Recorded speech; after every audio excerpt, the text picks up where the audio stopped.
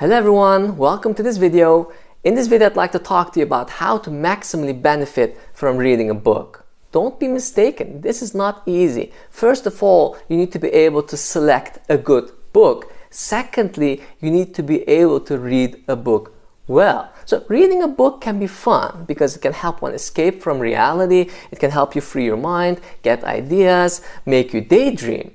But only so if the book is a good book, if it matches with your personality, if it has inside what you're looking for. And if that's not the case, then sadly so, you're not going to like the book, and in general, you're not going to like reading. So don't take it as a given that your book is going to be a good book and that is going to match with you. Oftentimes this is not the case, which is why we sometimes mistakenly think that we don't like reading. Actually, we do like reading, but we only like reading the books that we like, that fit with us. So we'll be talking about finding the right book in this video. On top of this, however, we'll be talking about some extra stuff. So one may want to, for example, go beyond just fun.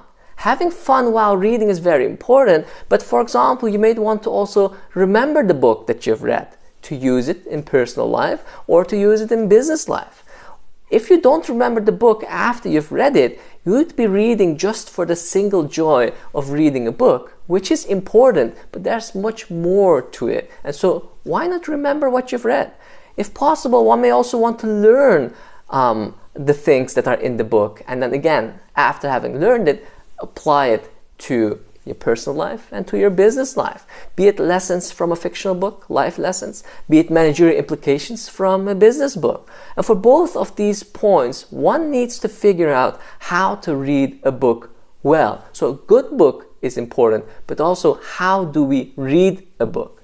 So in this video, we're basically going to talk about both points. So without any further ado, let's jump into the topic. So everything starts with basically deciding which book to read. And this boils down to filtering all of the books out there. Because what did I say? Not every book is good. And so not every book has good content. Not every book has a high level of, let's say, English or any other language that you may want to read in. Not every book has a good flow, which means that books sometimes can be very tiring or they might simply bore you. And not every book might be engaging. In other cases, a book is good, but it doesn't fit with you as a person, or it does not provide you with what you're looking for. You may look for a certain topic, you may look for a certain genre, you may look for fit between you and the book. And if you cannot find that, then of course you're going to be disappointed and you're going to think that you don't like reading a book, or at least that book you're going to put aside. So if we accept that all of us are limited in our time, we have only 24 hours a day, we only have 7 days a week, and so if that's the case, ideally you want to spend your time in the best way possible. And so this basically boils down to the question of how to filter all of the books out there, how to find the right book. So firstly, I would say, ask the people around you. People around you are oftentimes people with whom you share preferences, with whom you share thoughts, with whom you share ideas, and so people with whom you kind of can relate. If that's the case, then those people's experiences perhaps can be very dear to you, right? People whose knowledge and opinion, especially in the area in which you want to read the book, those people can be of great value to the book that you may want to read. They can share their great experiences with you. They can often be great leads for you. Secondly, I would say consult websites where people are oftentimes sharing invaluable opinions, invaluable thoughts regarding books and regarding, for example, also related books. Think of websites like Amazon. Think of Goodreads. Here, people oftentimes build a community and because of that provide extensive reviews that are, as said, invaluable and that you may want to consult to again find the right book for you.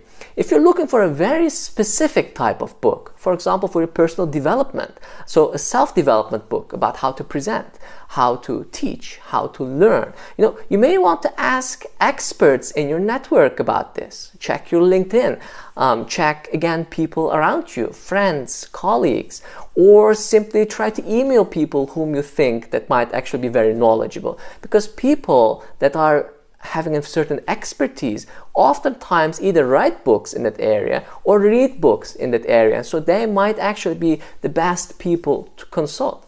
Also, do check bestseller lists of renowned websites and institutions. For a business book, for example, you may want to check the Financial Times and the New York Times, because each and every year they publish lists of the books they recommend in terms of, let's say, the best business books. But for fictional books, you may again check newspapers, but also magazines, and influencers each and every year publish lists of books they think are valuable to read and they recommend you to read. So these lists are important, recommendations of others are important, but don't trust these recommendations blindly. Some books, even though they are great, have not been discovered by the mass. Sadly so. And so because of that, they are not in these lists, but they can nevertheless be great. So also always use your own judgment and use a combination of sources to get to the decision of whether to read a certain book or not. So once you've been able to select a book, in general terms, try to understand the content of the book before really starting to read it. So reading it from start to end is a different story than just scanning on the internet, on, let's say, the back end of the book, or on communities regarding what this book is, why it has been written, what the history of this book is, and let's say also whom the author is of this book. Think about this as watching a trailer about the movie before actually watching it. Of course, it's important that this should be without spoilers. You should still have the maximum enjoyment and maximum experience when reading your book, but it doesn't mean that you cannot have this important information beforehand. So if you know what type of a book you're reading, this will help you to better place the things that you have been reading and that you're going to encounter, especially so also in the first pages. Otherwise, you may only get to understand certain things when you get to, let's say, the second quarter of the book, and you may feel lost in the first pages, and this may force you to go back again to the first pages, reread it, and this is going to perhaps cost you valuable time, especially if you're a person who is short in time and wants to read as many books as possible. Once you've selected the book and once you've done your homework, only then comes the quality with which you're going to read the book. And now we're going to basically talk about that. So I would recommend to you, in terms of quality reading, firstly, understand the structure of your book and understand why the author actually chose that structure. This will help you grasp the book better, but also value it more, right? Because many books use very innovative structures to help you get the story inside the book much better, or to help you immerse or engage much more with the book. And so a book structure, because of that, is invaluable to be able to, in a quality manner, read a book. Most books have a linear chronological flow, but don't be mistaken by thinking that this is the only way in which books are written, just like movies also can have, let's say, very different structures. For example, some authors flip this around and start at the end of a story at the beginning of the book and then go back to the beginning as the book progresses. Again, other books are full of flashbacks of the characters in the book, and only through those flashbacks can you understand what's going on.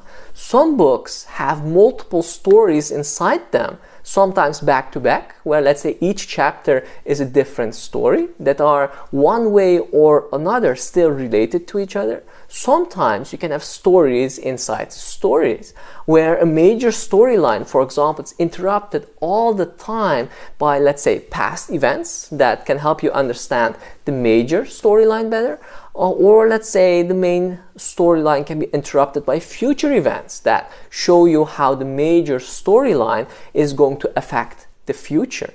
Some books have multiple storylines that converge at some place in the book. Oftentimes they converge at the end of the book. So think about the book that in depth tells a story, but tells you that story from the perspective of different characters. So secondly, quality reading, I think, requires us to understand the characters, parties, sides, organizations, and so on that are important to the book that we are reading. Understand how and why these aspects, these moving parts of the book are part of the book. And so how do they comprise, how do they shape the story that's being told, and so how do they basically influence the things that we see? Because the importance of characters, parties, sides, and organizations is especially so because events that shape the book, which is basically the third aspect of quality reading, events that shape the book are moving, are shaping the book, forming the book, affecting the book through these characters, through these parties, through these sides, and through these organizations as they interact with each other. For example, through conflict, through joy, through hostility, whatever is the consequence of interaction, that is what shapes the story of a book. And events are critical aspects.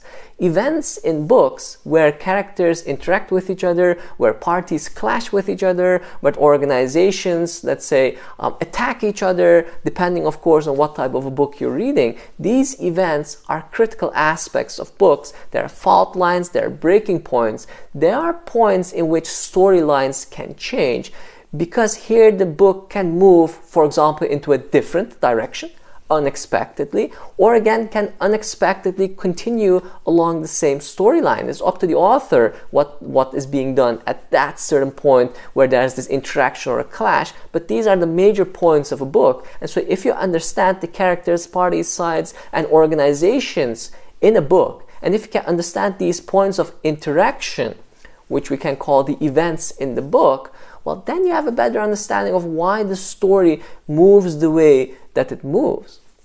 Fourthly, what's very important when you read a book is taking notes. Reading a book in a good way is like doing homework. It's not really about how many books you read. It's about what you can take from reading that book.